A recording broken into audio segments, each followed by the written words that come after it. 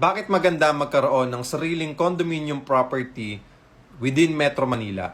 Number one, accessible kasi to sa lahat ng kailangan mo. Malls, hospitals, schools, mga commercial establishments na importante para sa'yo. Pangalawa, secured siya compare sa ibang property. Kasi bakit? Meron ditong CCTV cameras, meron security guard na 24/7 na nagro-roving para sa'yo.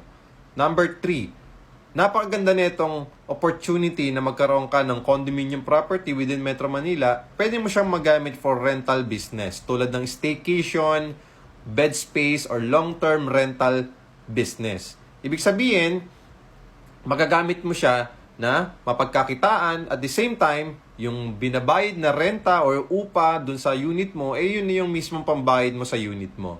Pang-apat, pwede mo siyang ibenta someday or pwede mo siyang ipasalo someday. For example, after 5 years, after 10 years, tumas na yung value ng property mo, ng condominium unit mo. Nasa sayo kung ibebenta mo siya or patuloy mo pa rin siyang gagamitin for personal use or for rental business. Ang maganda dito guys, yung pera na pinaghihirapan mo, merong napupundar para sa'yo.